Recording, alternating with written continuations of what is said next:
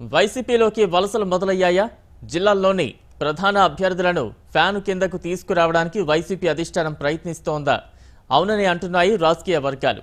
YCP తీర్థం పుచ్చుకోబోతున్న నేతలు ఎవరు? వారిని పార్టీలోకి తీసుకురావడానికి ఎందుకు ప్రయత్నిస్తోంది? ఇది అనుకోని పర్యవసానమా లేక రహస్య ఒప్పందంలో భాగమా?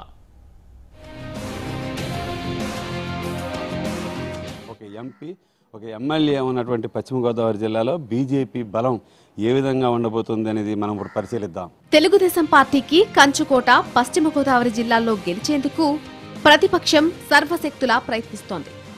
జిల్లాలోని భారతీయ జనతా పార్టీలో ఉన్న ప్రముఖ నేతలను కూడా ఫ్యాన్ కిందకు తీసుకొచ్చేందుకు విశ్వ ప్రయత్నాలు చేస్తున్నారు.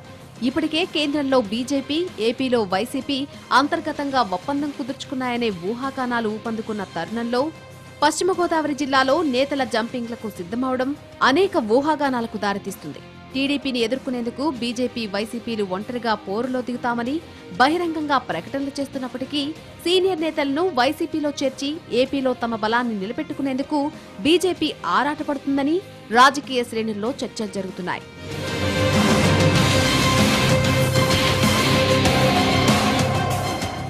బీజేపీలో పశ్చిమ గోదావరి జిల్లాలో కీలక నేతలుగా ఉన్న మాజీ కేంద్ర మంత్రి కావూరి సాంబశివరావు, ప్రస్తుత నర్సాపురం ఎంపీ గోకరాజు గంగరాజులతో పాటు పాలకొల్లు మాజీ ఎమ్మెల్యే డాక్టర్ బాబ్జీని కూడా ఫ్యాన్ కిందకు తీసుకొచ్చేందుకు ఒత్తిడి తెస్తున్నట్లు తెలుస్తోంది.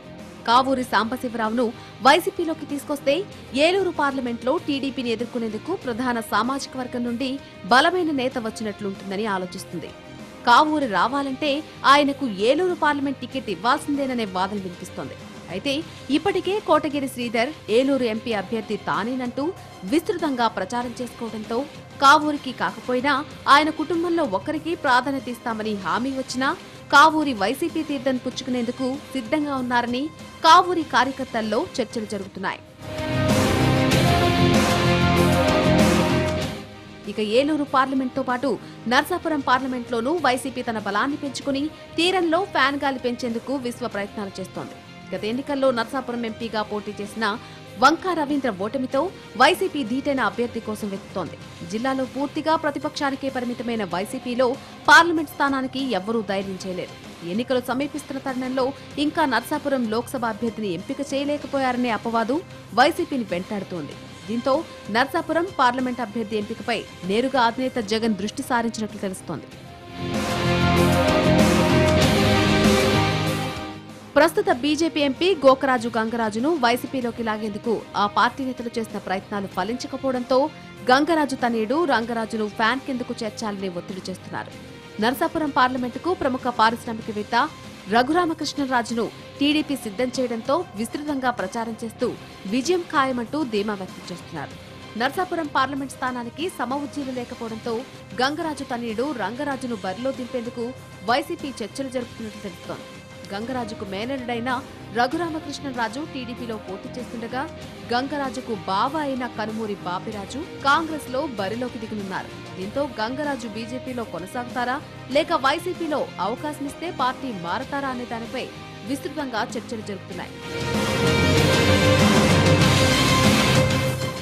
ఏలూరు, నర్సాపురం పార్లమెంట్లతో పాటు జిల్లాలో మంచి పేరు తెచ్చుకున్న పాలకొల్లు మాజీ ఎమ్మెల్యే డాక్టర్ బాబ్జీని కూడా బీజేపీ నుండి వైసీపీలోకి లాగేందుకు వైసీపీ అన్ని వైపుల నుంచి ఒత్తిడి తెస్తోంది. ఇప్పటికే డాక్టర్ బాబ్జీని టీడీపీ నేతలు కలిసి ఆహ్వానించగా వైఎస్ఆర్ కాంగ్రెస్ ఎలాగైనా బాబ్జీని తమ వైపు తిప్పుకుని మంచి మైలేజ్ సొంతం చేసుకునేందుకు ప్రయత్నిస్తోంది.